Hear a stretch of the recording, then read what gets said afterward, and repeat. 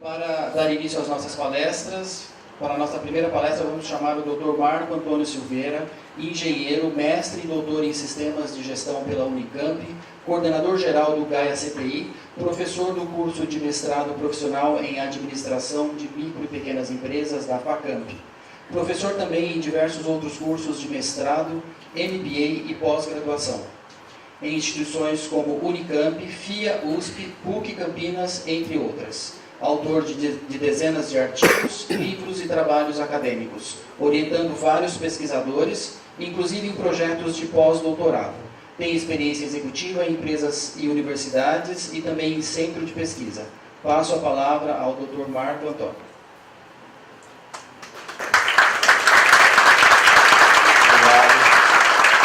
Obrigado, bom dia a todos. É uma alegria muito grande estar aqui com pessoas amigas, competentes, autoridades aqui de várias instituições importantes, para falar de um projeto que estamos iniciando, que envolve diversas das pessoas e instituições que estão aqui presentes.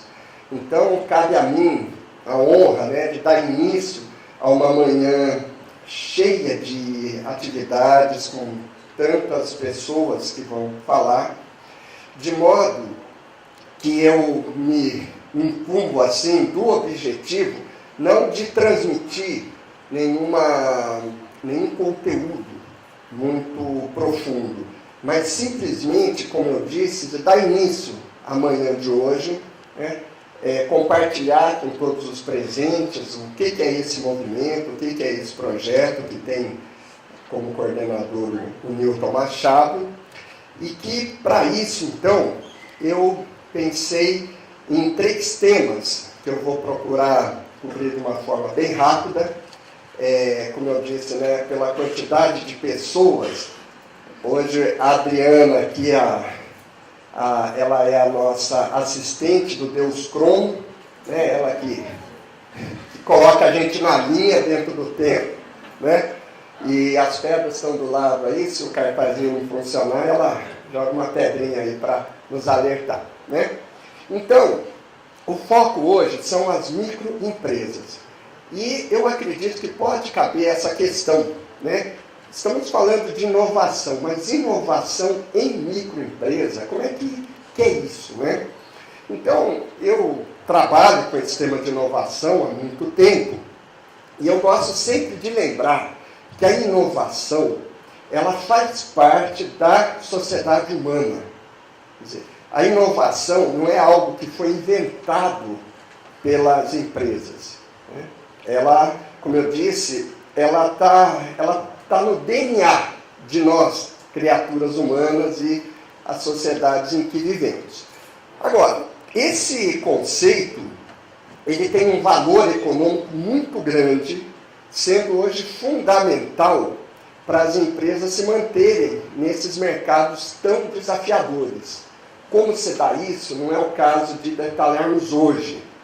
Nós temos, como eu disse, várias palestras nesse sentido. Mas, principalmente, o meu objetivo é desmistificar um pouco esse conceito que, para muitas pessoas, às vezes, vem revestido de uma complexidade que não faz sentido e que mais atrapalha do que contribui. Então, eu gosto, entre as múltiplas definições que existem para a inovação, é uma que diz assim: inovação é toda mudança que agrega valor. Inovação é tudo aquilo que muda para melhor. Ou então, como está nessa definição aí, inovação é o resultado da aplicação de um novo conhecimento naquela empresa. E quando a gente começa a pensar toda a potencialidade que essa visão de inovação traz, a gente, em primeiro lugar, percebe que essa mudança para melhor, ela pode acontecer em qualquer um dos elementos da empresa. Pode ser o seu produto final, seja ele um bem tangível ou não, em algum serviço de apoio, na forma como a empresa é gerenciada, ou até na forma como os processos, isso é, os trabalhos são desenvolvidos dentro da empresa. E ainda em relação à questão da inovação, é um outro aspecto importante que eu acho que merece a nossa atenção, é o ritmo e a profundidade com a qual essa inovação acontece. Então, uma vez ou outra, muito raramente, né, acontece de haver uma transformação radical na maneira como alguma coisa é feita. Por exemplo, cozinhávamos com fogo, desenvolveu-se o micro-ondas. Fazemos registros de imagem em filmes fotossensíveis, fazemos agora em componentes digitais. E assim por diante. São aquelas mudanças assim que merecem manchetes no Jornal Nacional e que acontecem muito de vez em quando, né? Existem mudanças muito significativas num determinado produto, como, por exemplo, quando se muda o modelo de um carro, de um produto qualquer, um celular, de um ano para outro. Mas existe um tipo de mudança que ele é muito interessante, é muito saudável, né? Porque é, em primeiro lugar, acessível a todo tipo de empresa, a todo tipo de trabalho, a todo tipo de pessoa, que são aquelas mudanças que acontecem devagar e sempre, mudanças incrementais, pequenas melhorias que vão se somando ao longo do tempo e que traz uma resultante muito grande. Então, o espaço da inovação é tudo isso aqui, né? Uma grande revolução tecnológica ou uma pequena mudança, por exemplo, na maneira como uma empresa realiza uma atividade. Tá? Pensando nesse espaço de inovação, então, onde que as microempresas e até as pequenas empresas, então, têm mais oportunidades de inovar, né? Então, eu selecionei, essa é uma visão minha, né? Esse espaço aqui um pouco mais concentrado onde? Né? Em produtos e serviços que a empresa pode oferecer, né? E que podem sofrer, então, esses produtos e serviços, algumas mudanças significativas ou incrementais. Mas, muito raramente, uma pequena empresa vai ter uma transformação radical na tecnologia. Tá? Faz sentido para vocês? Então, assim, o que eu estou querendo com isso, já que nós estamos falando de dinamizar a inovação em micro e pequenas empresas, né? Do que nós estamos falando? É esse o sentido do que eu estou dizendo, né?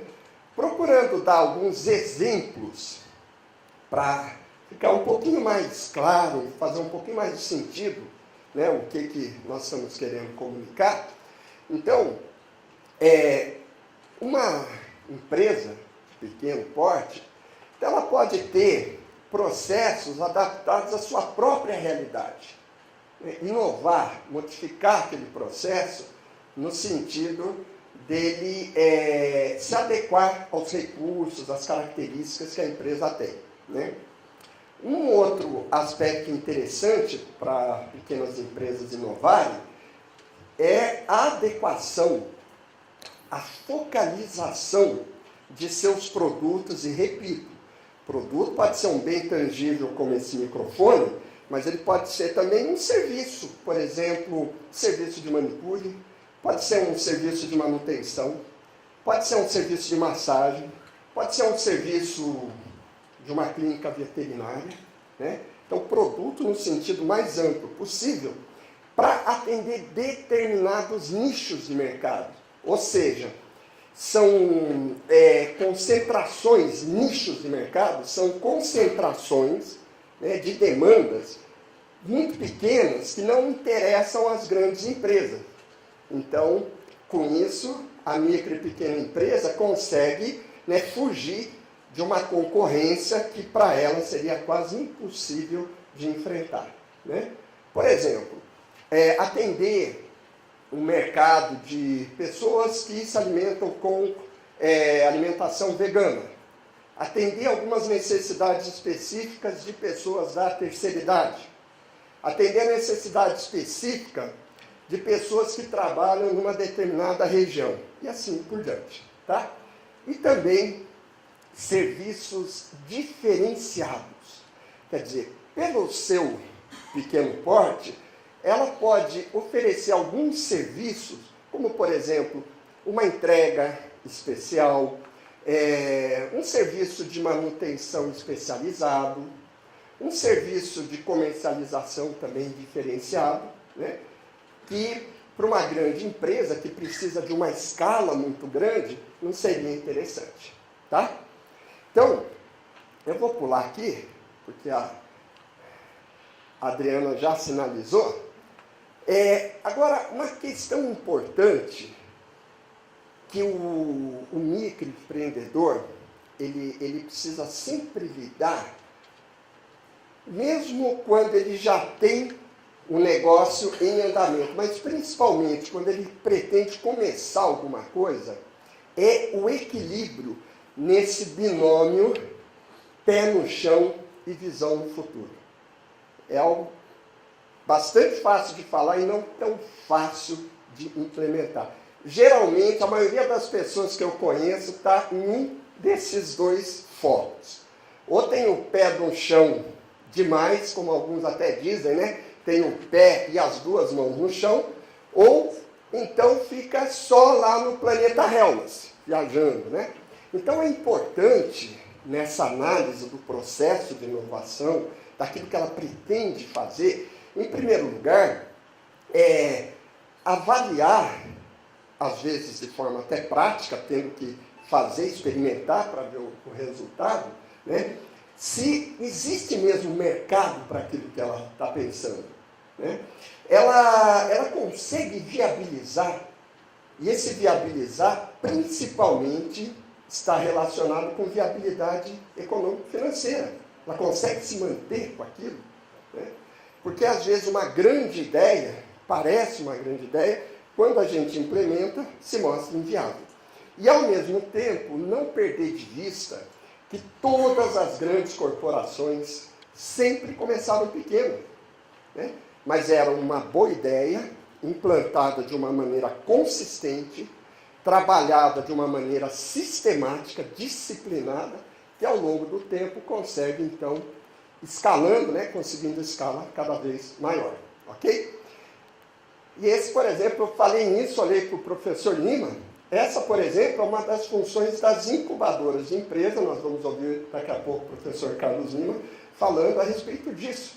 Hoje existem, né, iniciativas no mercado para amparar esse processo de iniciação de empresas, principalmente inovativas.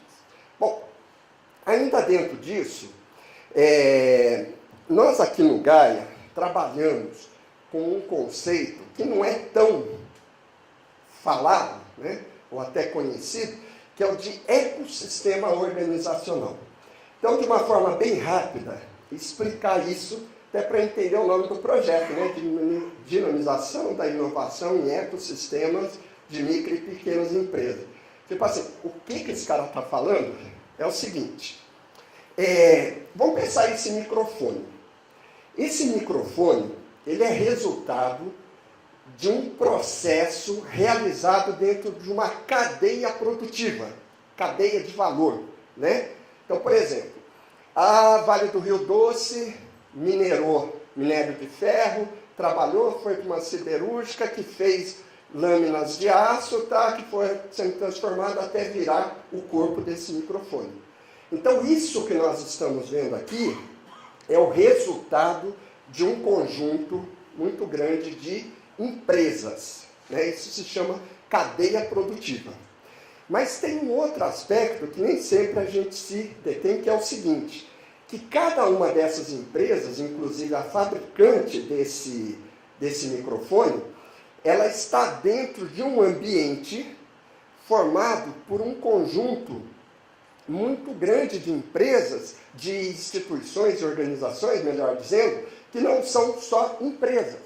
Por exemplo, nós temos os seus clientes, usuários, fornecedores, temos instituições de ensino que formam as pessoas que vão trabalhar, instituições de fomento que disponibilizam recursos financeiros para investimento, centros de pesquisas como o CTI, que desenvolve pesquisas e dão apoio para a realização dessas atividades, as entidades do Sistema S, como o SEBRAE, que nós ouviremos logo em seguida, que tem como missão principal exatamente o apoio a essas empresas.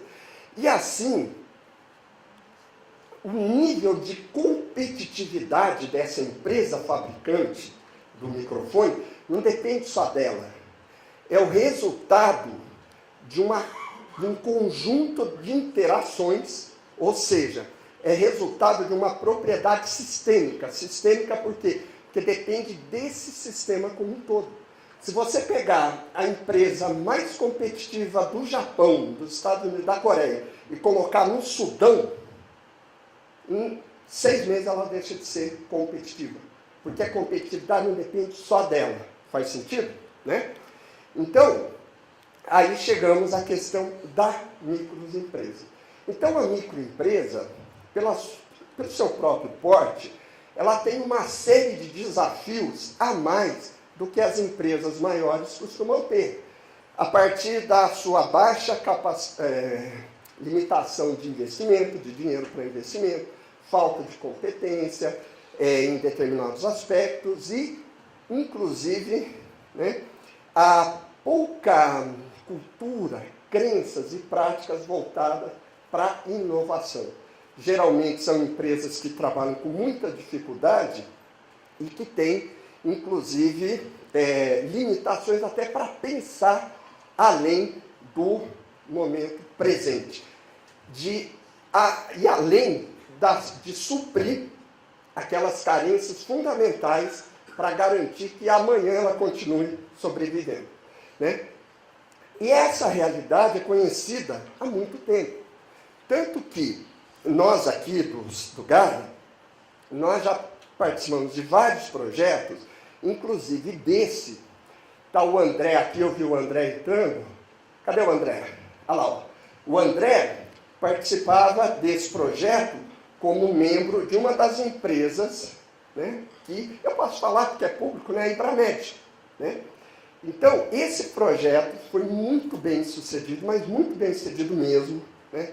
Quis se transformar isso num programa do governo brasileiro e que será, então, a inspiração desse projeto que nós vamos dar início. Né? Então, esse projeto tinha o objetivo de coordenar e implantar ações integradas entre as instituições que compunham ou compõem o ecossistema daquelas empresas fabricantes de equipamentos eletromédicos.